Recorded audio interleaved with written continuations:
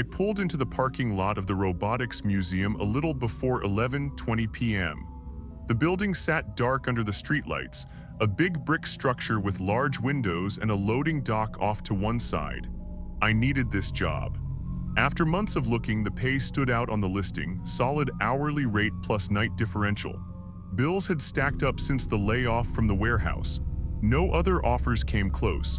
I sat in the car for a few minutes, engine off, thinking it over. Night shift, security, quiet work. I could handle quiet.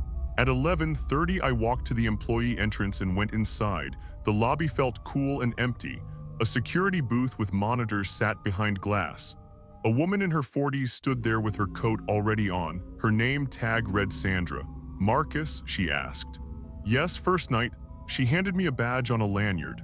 "Clock in before 11:58, that's important. It's been quiet tonight. Log anything out of the ordinary, but mostly just stay at the desk and do rounds when it feels right. I'm heading out." She left without more talk. The door shut behind her with a solid click. I found the time clock near the booth and punched my card at 11:44 p.m. The machine beeped once, green light. I was in. The booth was small. Desk, chair, bank of camera monitors, a phone, and a logbook. On the wall, a laminated sheet with 6 rules printed in clear black letters. I read them slowly. Rule 1. Clock in before 11:58 p.m. If you are late, do not enter the building. Go home. Rule 2. Do not enter the east wing after 2 a.m. If you are already inside, be out before the clock turns. Rule 3. The robot Aria unit in Lab C will sometimes face the door. If it does, leave the room. Do not go back that night. Rule 4. If you hear the loading dock open after 3 a.m., log it and stay at your desk. Do not go to check. Rule 5. The cleaning crew does not work nights. If you see someone cleaning, call the number on the back of this sheet. Do not approach them. Do not speak to them. Rule 6. You may leave at 6 a.m., not before. I sat down and read the sheet again. Each rule had a practical side. Clocking in on time probably kept the security system from flagging late entry. East wing after 2 a.m. might protect equipment that ran on automatic schedules. Aria facing the door sounded like a lab protocol to avoid bothering a sensitive research unit. Loading dock after 3 a.m. could be for authorized deliveries only. The cleaning crew rule seemed like it avoided mix-ups or liability issues with contractors. Leaving at exactly 6 a.m. fit standard shift rules. I took a photo of the laminated sheet with my phone just to have it. Then I opened the logbook and wrote the start time. Shift 1 had begun. Earlier that day, Dr. Lena Forsyth had hired me. She was the museum director, polished in a dark suit, hair pulled back tight. The meeting was short. She described the place quickly: historical robots in the main hall, industrial displays, and an active research wing funded by Harkin Dynamics. She covered the hours, the pay, where to park, and handed me a key card. When I asked about the previous guard, she said he had moved on and offered nothing else. No small talk. She seemed busy. Rowan, a day shift technician, gave me the walkthrough in the afternoon. He was young, maybe 25, thin with glasses he kept adjusting. He talked a lot but chose his words carefully, like he avoided certain topics. Main hall runs straight down the middle, he said as we walked. Glass cases held old machines. A NASA robotic arm from the 70s, early car factory equipment, a couple of bulky humanoid robots from the 80s that looked dated now. West wing is offices, storage, staff room. Don't go through people's desks. East wing is research, labs, workstations, active units. Harkin funds most of it. Stick to the paths. He pointed out Lab C through the glass wall. A humanoid unit stood inside, powered down. That's Aria, prototype. Follow the rules with her. I asked a few questions about daily operations. Rowan answered the easy ones and moved on from the rest. At the end of the tour, he handed me the laminated rules. Read all of them, really read them. He said it with weight, like the words mattered more than they appeared. I sat in my car after the tour and read the rules again. Reasonable explanations came easy. Safety measures, lab protocols, standard procedures. I told myself most night jobs had odd rules. This one paid well, I could manage. Now on shift, I spent the first hours learning the layout properly. The museum felt larger inside than it looked from the parking lot. High ceilings in the main hall, tile floors that carried sound. Emergency lights cast a low glow. I walked slowly, noting the cases. Old robotic arms frozen in position, a display about assembly lines. The humanoid units looked like props, plastic and metal, eyes dark. I checked the west wing. Offices locked, storage room door closed. Staff room had a fridge and coffee maker. I made a note to bring my own supplies next time. Around 1 a.m. I did an informal round to get my bearings. I moved through the main hall, then toward the east wing entrance. The corridor lights were dimmer here. Labs lined the hall, glass walls showing equipment inside, most dark. Lab C had interior lights on low standby mode. I stopped at the glass wall. Arya stood in the center of the room. 5 feet tall, slim humanoid frame, head covered in sensors instead of a face. No expression, just clusters of lenses. She faced the door, facing straight toward me. I stood there and watched. The unit did not move. No hum beyond the normal building systems. I checked my watch. 1:12 a.m. Rule 2 said no entry after 2 a.m. I was not inside the room, just observing from the corridor. The rule about facing the door probably applied if I went in. Someone must have positioned her that way during the day for testing. Robots stayed where you left them. I waited another minute, still nothing. I told myself it was just setup, no meaning to it. I turned and continued my walk. The rest of the east wing looked quiet. I headed back toward the main hall, boots quiet on the floor. Back at the desk, I drank coffee from my thermos and checked the monitors. All feeds showed empty spaces, closed doors, dark corners. At 3:20 a.m. the sound came. Heavy metal grinding, the loading dock door rolling up, then a clunk as it stopped. It carried clearly through the quiet building. I stood up from the chair. My first thought was to go check. The dock was at the back, but I looked at the rules sheet. Rule 4 was clear: log it and stay at the desk. Do not go to check. I sat back down. On the camera feed for the loading dock, everything looked normal. Empty platform, door appeared closed. No movement. I stared at it for a long time. I had heard the door open. The sound was unmistakable, yet the picture showed nothing. I picked up the logbook and wrote, 3:20 a.m. sound of loading dock door opening.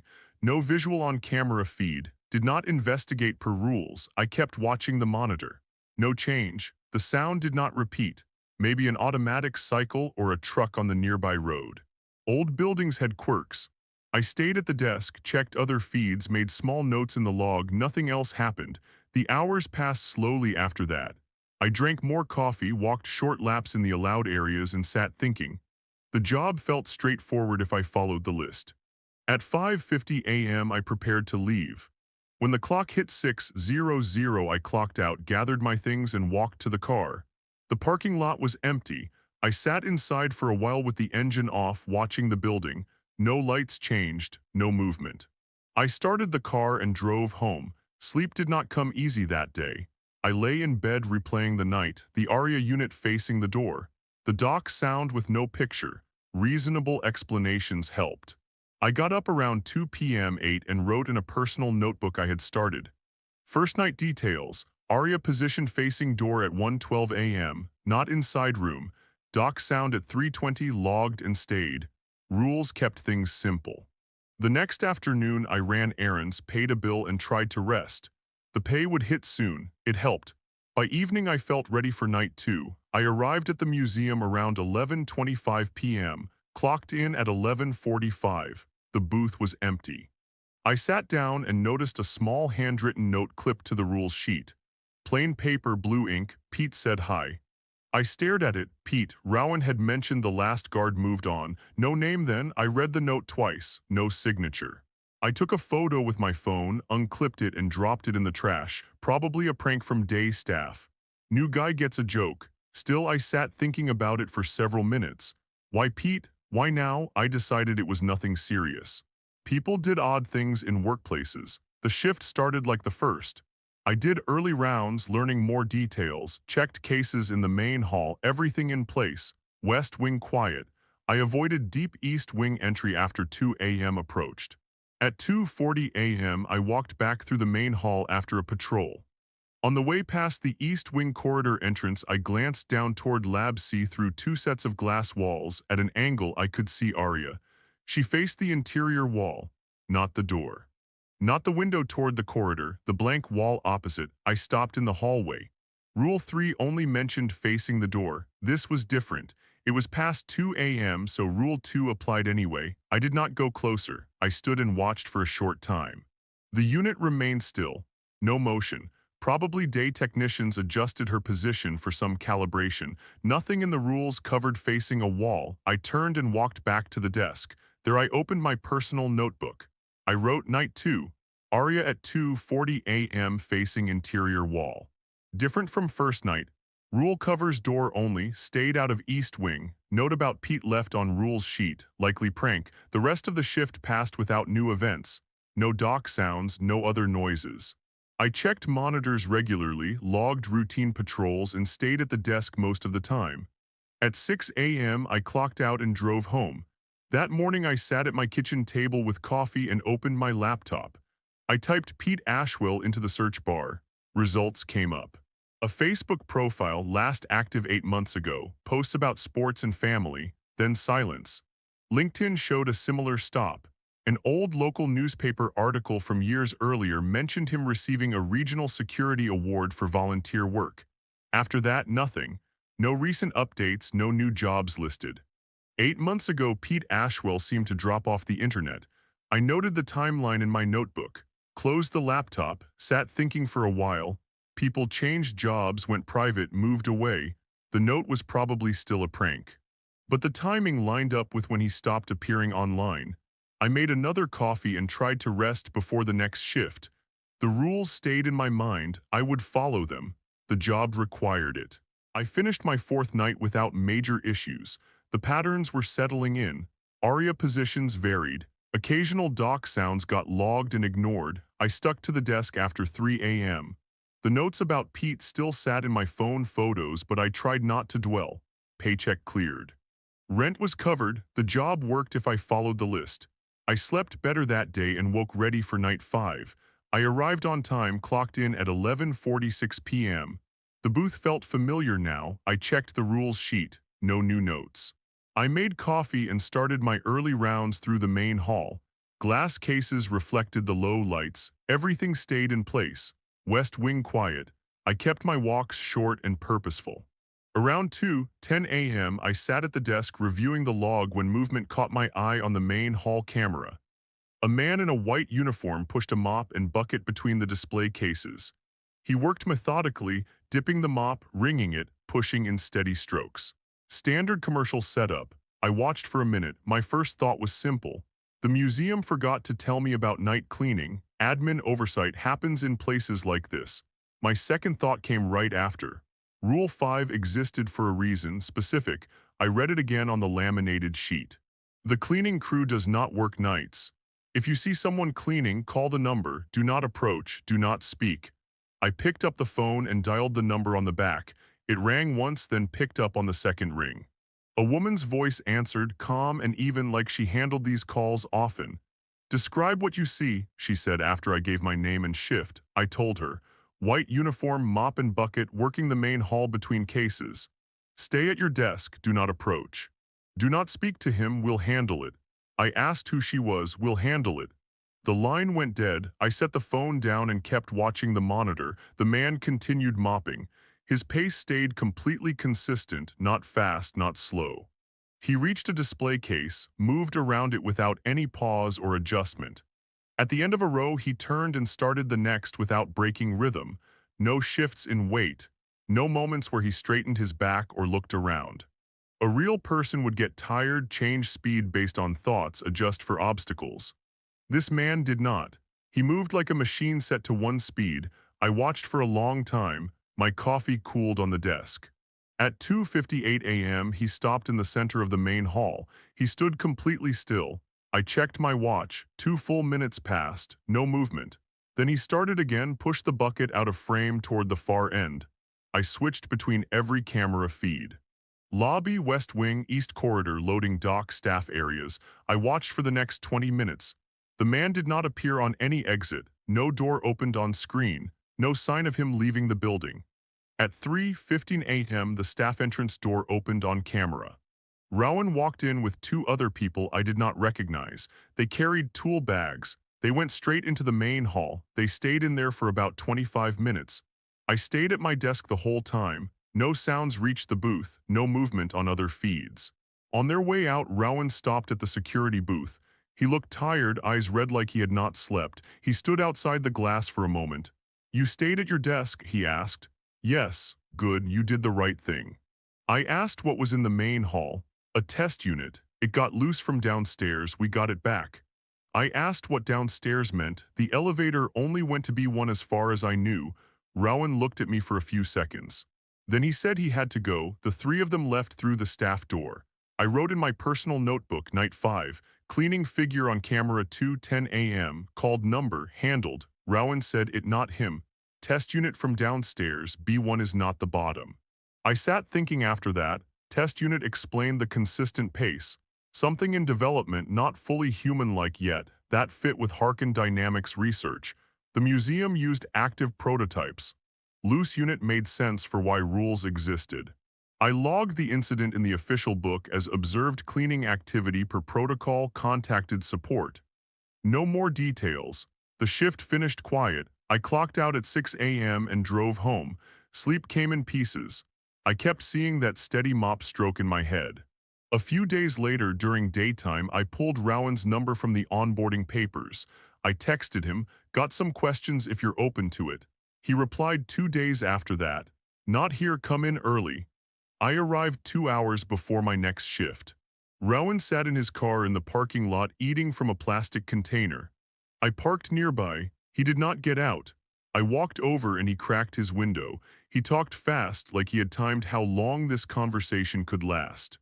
"ARIA is a fully operational behavioral research unit," he said. "Not just a display, part of a long-term adaptive learning study through Harkin Dynamics. They use the museum as a testing environment. She is not dangerous." He paused. "She hasn't hurt anyone." I noted the difference in those statements but did not comment. He continued.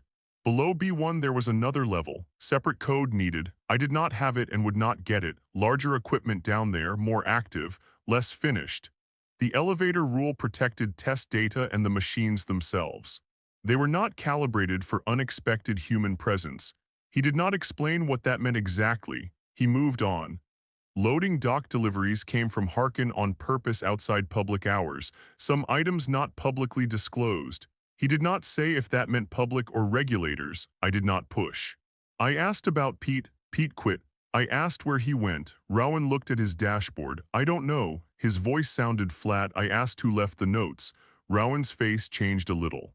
"Sometimes people who used to work here or around here try to contact current staff. Museum is aware.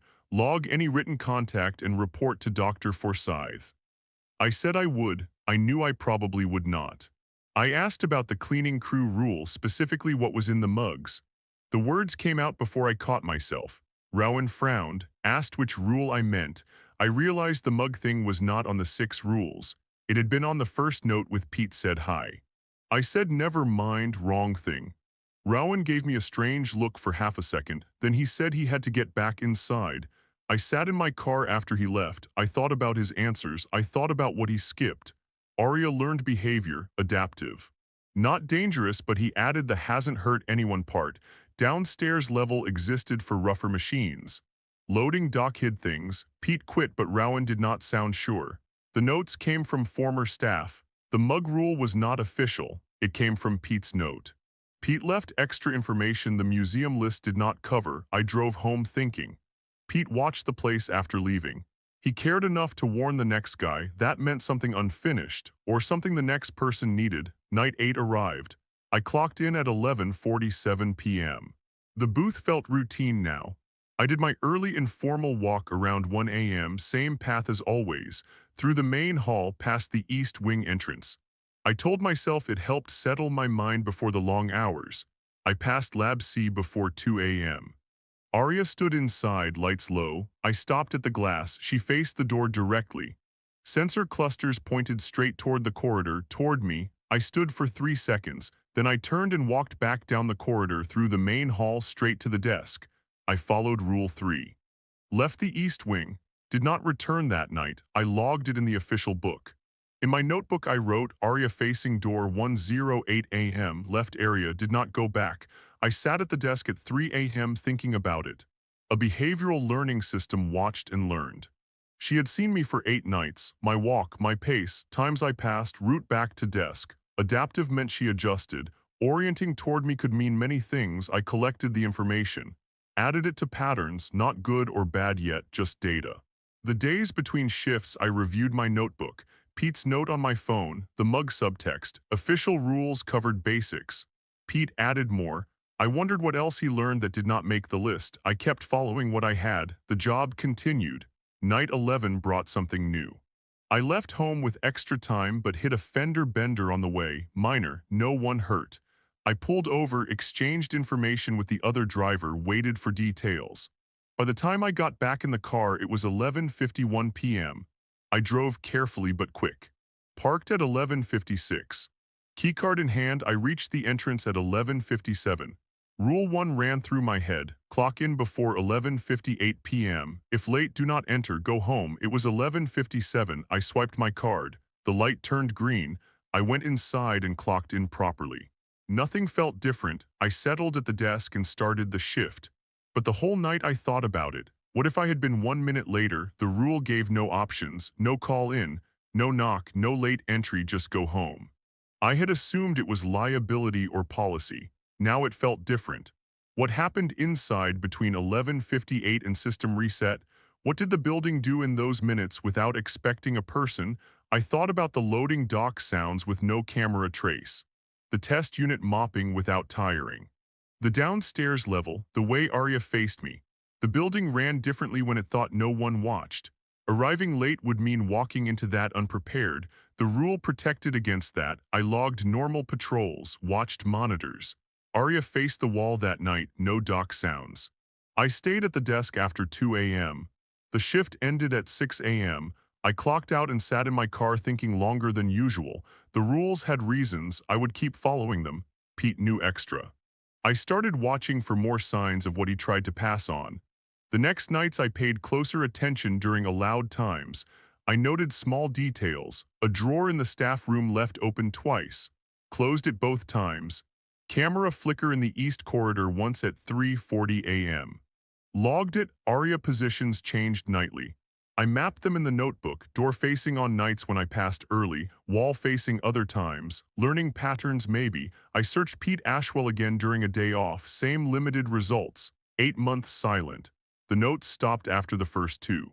Maybe the museum handled it, or Pete moved on for real. I focused on my shifts. Clock in early, follow times, log anomalies, stay at desk when rules said. Money kept coming. The unease stayed manageable. Thoughts during quiet hours turned practical. What Pete saw, what the rules missed. The mug note sat in my mind. I never found a mug on the desk, but the warning felt real. I brought my own drinks now, drank only from my thermos. Night after night the museum stayed consistent in its odd ways. I adapted, observed from distance, wrote details. The job became about patterns and caution. Rowan avoided more talks. Dr. Forsyth sent one check-in email. All good, I replied. I kept the extra questions to my notebook. The clock-in close call made me leave earlier for shifts after that. Better safe. The building had its schedule. I fit into it by the rules. Pete tried to add to them. I wondered if more notes would come or if I would find other signs he left. For now I followed what I knew. Night shift continued. I worked it carefully. I reached 3 weeks on the job. The nights had settled into a pattern I could follow without thinking too hard. Clock in on time, do early rounds, stay out of the east wing after 2 a.m., log the odd sounds, watch the monitors, leave at 6 a.m. Pay came steady. I ate better, caught up on bills, and told myself the strangeness was just part of a research building. Still, during the long quiet hours after 4 a.m., my mind had time to turn things over. I finished my 4 a.m. rounds one night and sat back at the desk by 4:35. An hour and 25 minutes stretched ahead until I could leave. I had done this enough times now that the museum felt familiar in its own way. The main hall cases stood dark and still. West wing offices locked. East wing corridor quiet from a distance. Nothing moved on the cameras. I started thinking about Rule 6 more carefully. It said I may leave at 6 a.m., not before. I had always taken it as contract stuff like Rule 1. Rule 1 protected me if late, go home. Rule 6 kept me inside, different direction. Why did they need me here until exactly 6? My rounds ended early. No active work showed after 4:30. Loading dock sounds when they happened finished by 4. Arya stayed still by 5. What happened in the building between 4:35 and 6 that made my presence necessary? I began watching closer during those last 90 minutes. I checked cameras more often, listened for sounds. For several nights nothing stood out. The building hummed its normal low noise. Monitors showed empty halls. I drank coffee and wrote small notes in my log. Routine. On night 19 I noticed something. At 5:10 a.m. the elevator indicator light across from the booth moved. It went down to B1, stayed there 8 minutes, then came back to main level. I watched the camera in the elevator lobby. The doors opened, empty, no one stepped out, no cart, no equipment, nothing. I stared at the feed. The elevator sat open for a short time, then closed again. I wrote in my personal notebook, elevator to B1 at 5:10 a.m. 8 minutes down, returns empty, no visual on what moved. Rule 6 might keep me out of corridors or lobby during this. Something uses the space when I am supposed to be at desk. After that, I started sitting in the corner of the booth farthest from the lobby door around 5:10 each night, just in case. I told myself it was smart caution. The rules had reasons, I followed them. The job continued. The days between shifts I rested as best I could. I reviewed my notebook entries, times of Arya positions, dock sounds, the test unit that mopped, Rowan's words about downstairs, Pete's notes. I kept it organized on my kitchen table, added dates, descriptions. It helped me see patterns instead of letting thoughts spin. Night 22 started normal. I clocked in at 11:45 p.m., checked the rules sheet, no new writing. I did my early walk, stayed clear of Lab C after the 2 a.m. mark. Around 3 a.m. I sat at the desk checking monitors. A small sound came from the booth door, like paper sliding on tile. I looked down. A folded note lay just inside. Plain paper, same handwriting as the first Pete note. I picked it up. It read, the rules were written for what they built, not for what they're deciding to do with it. That's a different problem. Count your nights. At 30 you'll be asked to sign something. Read every word. I sat with the note for a long time. I read it 3 times, P for Pete, the same careful letters. I photographed it with my phone, then folded it and put it in my bag, not the trash this time. I thought through what I knew. The 6 rules kept me safe from the systems. They stopped me from seeing things that could cause problems or get me hurt. They kept data clean. Sincere rules for a research place, but Pete pointed to another layer. The people running it, Harkin Dynamics, Dr. Forsyth, their interests. They wanted a guard who followed orders, stayed quiet, did not interfere. That matched what I did, but knowing too much might not fit their plans. At 30 nights, paperwork, probably an NDA, you did not need a strong NDA from someone who knew nothing. I started organizing my notebook better that night. Dates, times, all details, photos from my phone copied to a folder. I was not sure what I would do with it, but having the record felt important. It existed separate from the job. The rest of the shift passed quiet. No dock sounds. Arya faced the wall from a distance. I logged normal patrols and stayed at the desk. At 6 a.m. I left. In the car I read the note again. Count your nights. I had 22, 8 more until 30. Over the next days I thought about it while running errands. Pete lasted 8 months. He followed rules but still left warnings. The museum knew about the notes. Rowan said so, yet Pete kept coming back somehow. I wondered about the 30-night mark. What changed then? I kept my routine. Slept during days, arrived early for shifts. Night 29, the night before the possible paperwork, I sat at the desk early and did a full review. I read my notebook from the first page, all entries, then the laminated rules again. Each one had taught me something. Rule 1 showed the building operated different when it did not expect a person. Rule 2 kept me out of the East Wing when things ran active. Rule 3 showed Arya was not fixed in place. She responded, learned, oriented. Rule 4 meant the dock moved things without camera traces. Rule 5 revealed units that looked human until watched long enough. Rule 6 hid movements after my rounds. Pete followed them too, lasted 8 months. Whatever happened to him came after or because of the 30-night point, signing or not signing. I had a decision coming that no rule covered. At 1 a.m. the phone rang. I picked up. The voice was calm, measured. I felt sure it was Pete now.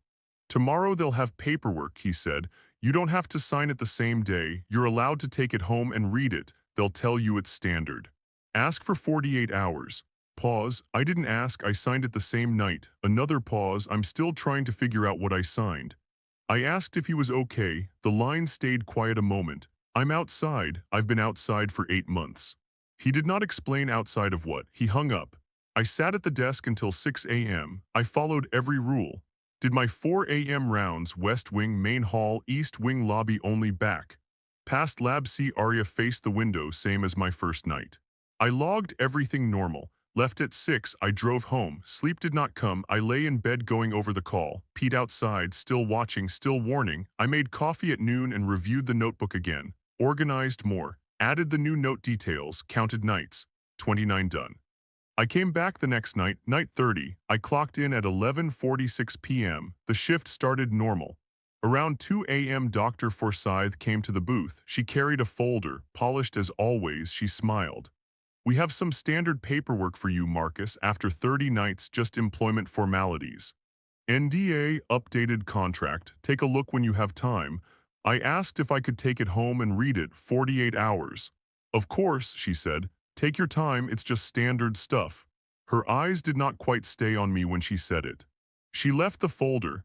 I put it in my bag, finished the shift following rules, logged a dock sound at 3:25, stayed at desk. Arya faced door at distance, called the number once for a cleaning figure on camera. Support handled it, left at 6 a.m. At home I read the papers, 20 pages. Legal language, non-disclosure on all research, operations, observations, broad, no details on what I could not talk about exactly, penalties heavy. I photographed every page on my phone, then I drove to the library. Used a public computer to create a new email address. Sent the photos there. They existed off my phone now. Safer, I came back the next night, clocked in before 11:58, avoided East Wing after 2, watched Lab C without entering when Arya faced the door. Logged the loading dock at 3:40 and stayed put. Called for cleaning activity at 2:20, left at 6.